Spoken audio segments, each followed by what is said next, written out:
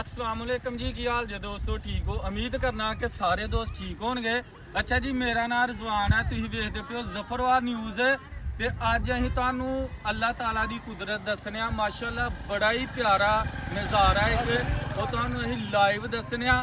ਇਹ ਤੁਸੀਂ ਵੇਖ ਸਕਦੇ ਹੋ ਮੇਰੀ ਬੈਕ ਸਾਈਡ ਤੇ ਮਾਸ਼ਾਅੱਲਾ ਕਿੰਨੀ ਖੂਬਸੂਰਤ ਗੁੱਡੀ ਗੁੱਡੇ ਦੀ ਪੀਂਘ ਅਸੀਂ ਕਹਿੰਦੇ ਆ ਸਾਡੇ ਇਲਾਕੇ 'ਚ ਇਹਨੂੰ ਗੁੱਡੀ ਗੁੱਡੇ ਦੀ ਪੀਂਘ ਕਿਹਾ ਜਾਂਦਾ ਹੈ। ਤੇ ਤੁਸੀਂ ਕਮੈਂਟ ਕਰਕੇ ਦੱਸਣਾ ਲਾਜ਼ਮੀ ਕਿ ਇਹਨੂੰ ਕੀ ਕਿਹਾ ਜਾਂਦਾ, ਸਹੀ ਇਹਦਾ ਨਾਂ ਕੀ ਹੈ। ਪਿੰਡਾਂ ਥਾਵਾਂ 'ਚ ਜਿਹੜੇ ਸਿਆਣੇ ਬੰਦੇ ਨੇ ਉਹ ਇਹਨੂੰ ਛੋਟੇ ਹੁੰਦੇ ਅਸੀਂ ਸੁਣਦੇ ਰਹੇ, ਗੁੱਡੀ ਗੁੱਡੇ ਦੀ ਪੀਂਘ ਕਿਹਾ ਜਾਂਦਾ ਸੀ।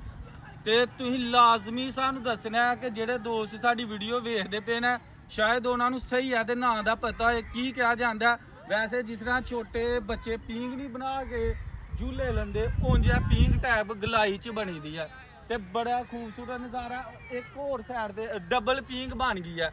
ਇਹ ਵੇਖੋ ਮਾਸ਼ਾਅੱਲਾ ਅੱਜ ਬੜਾ ਹੀ ਪਿਆਰਾ ਮੌਸਮ ਹੈ।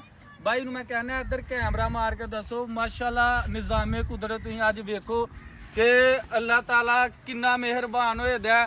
ਇੰਨੀ ਕੁ ਰੋਸ਼ਨੀ ਹੈ, ਇੰਨਾ ਕੁ ਖੂਬਸੂਰਤ ਨਜ਼ਾਰਾ ਲੱਗਦਾ ਪਿਆ ਕਿ ਮਾਸ਼ਾਅੱਲਾ ਅਸੀਂ ਜਿੰਨੀ ਤਾਰੀਫ ਕਰੀਏ ਨੇ ਉਨੀ ਅੱਲਾਹ ਤਾਲਾ ਦੀ ਥੋੜੀ ਜਿਹੀ ਤਾਰੀਫ ਹੈ ਕਿ ਇੰਨਾ ਨਜ਼ਾਰਾ ਇੰਨਾ ਪਿਆਰਾ ਮੌਸਮ ਅੱਲਾਹ ਤਾਲਾ ਨੇ ਬਣਾ ਛੜਿਆ।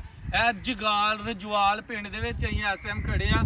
ਸਾਡੀ ਵੀਡੀਓ ਨੂੰ ਜ਼ਿਆਦਾ ਤੋਂ ਜ਼ਿਆਦਾ ਸ਼ੇਅਰ ਕਰੋ, ਲਾਈਕ ਕਰੋ, ਕਮੈਂਟ ਕਰੋ। ਅਗਰ ਕੋਈ ਦੋਸਤ ਆਪਣੇ ਕਾਰੋਬਾਰ ਦੀ ਵੀਡੀਓ ਬਣਵਾਉਣਾ ਚਾਹੁੰਦਾ ਹੈ ਤੇ ਉਹ ਵੀ ਸਾਡੇ ਨਾਲ ਲਾਜ਼ਮੀ ਰਾਬਤਾ ਕਰੇ।